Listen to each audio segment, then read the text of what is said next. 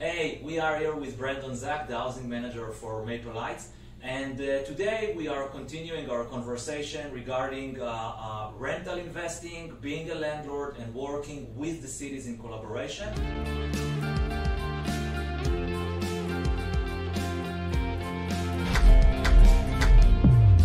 This video we want to talk about the ongoing rental period and what should the landlord be aware. A landlord in Maple Heights should be aware regarding the ongoing period. When I say ongoing period, I mean the buyer went through the POS process, he has done it appropriately, and he got the clearance. So some of the beginner investor might think, okay, I'm finished and now I'm off for the entire time until I sell again, point of sale. But it's not correct. So I want you, if you please can, explain what are the city processes and requirements for landlords through this ongoing period between the transactions.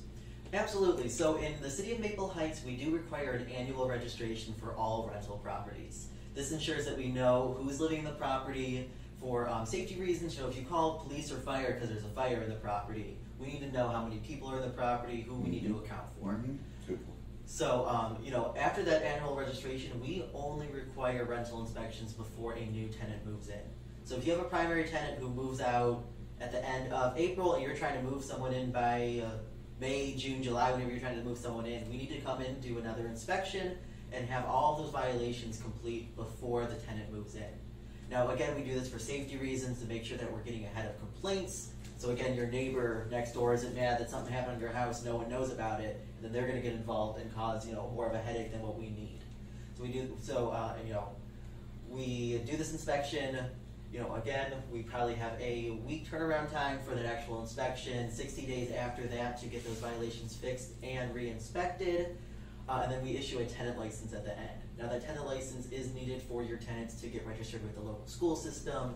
If you need to do evictions, the court will not let you do evictions without that tenant license. And again, to make sure that we know who's in the property, we have good contact information, and we can get to them if needed.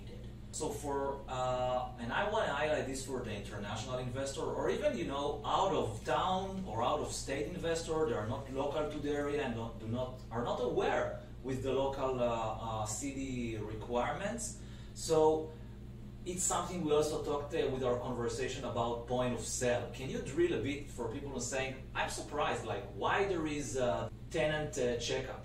Maybe it's for the POS as well, but to explain what is it that you are looking for when you say safety, when you say we are going to check the property for the safety, for the health, what is it that when you go to the property you are looking for? Absolutely. So Maple Heights, again, only requires an exterior inspection. We do interior if the landlord, the property management company wants it, but typically we're only exterior.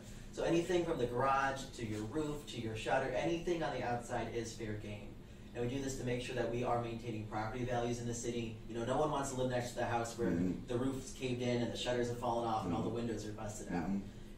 We are doing this to protect your investment as much as we are doing this to protect our neighborhoods and our city.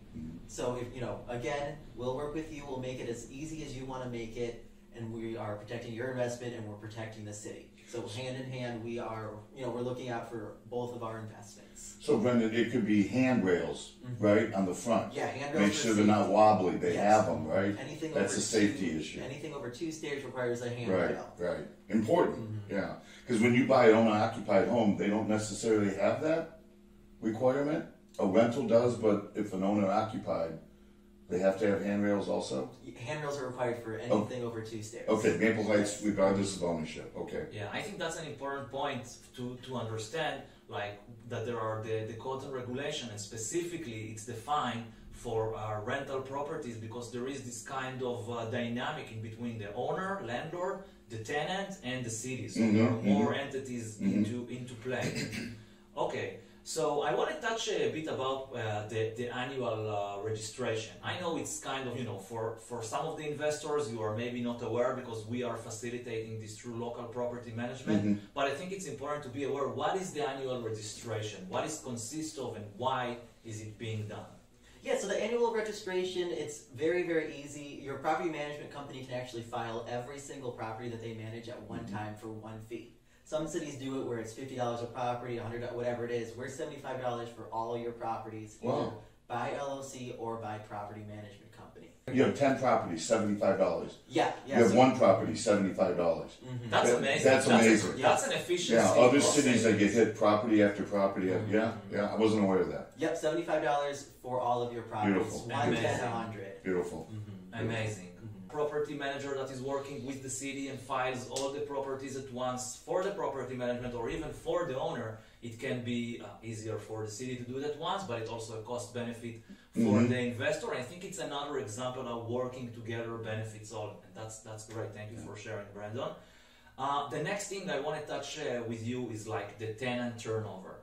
So when there is the tenant turnover, what would be things what would trigger your inspection, and how this process is triggered, and then how does it work? Absolutely. So again, a tenant license is only issued for a tenant after an inspection.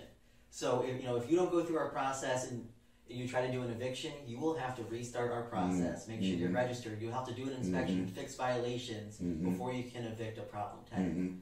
Now, this is to ensure that again, our properties are being maintained. We have contact information for the tenants. We have contact information for the landlords. We do not want to see you in court, is what it comes down to.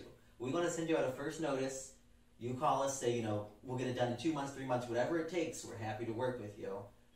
But if we don't have contact information, we can't do anything if you're ignoring our notices or aren't receiving our notices because we have a bad address until you then are filed in court and somehow find out about it. So we do this to make sure that every single year, if your office changes and you forgot to tell us, you're going to put it on that form next year, and we're going to update it. We're going to make sure that every single property that you manage or own, every notice goes to the new address. Right. We have your tenant information for safety reasons. We have, I prefer to give you a call and say, neighbor next door is complaining about this, instead of sending out a notice and having you go through court. We want to make this as easy as possible for every investor. Yeah. So some cities require inspections every year, every other year. Correct. We only require inspections when tenants change. So if you have a good tenant that stays there for 10 years, we won't see you for 10 more years. We, again, as easy as possible. Excellent. I think what we can highlight for landlords in the city, and that's again a win-win approach for everyone, and I think especially, honestly, for the landlords. When buying a property, and we had a separate conversation about the POS process, but taking into account the needs for the property, not just, let's say, the ad hoc immediate needs, like, for example, if we buy a property in the city and we can see that the walkaway is still good, but it's not newer, it's not new. So it's something we're going to anticipate. This is something for an investor to take into account, like in a capex plan, as a deferred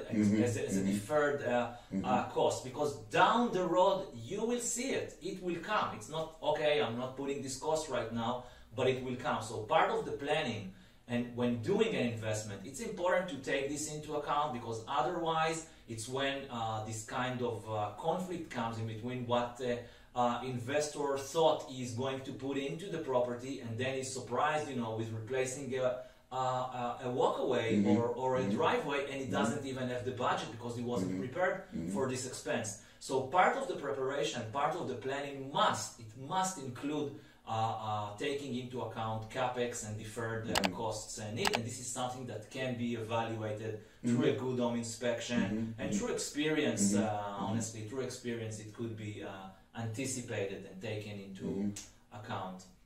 So, Brandon, that's great. Any other thoughts, tips, highlights for landlords working in the city that you wanted to share with us? Yeah, anytime you invest in a property, give a call to the city hall before anything happens.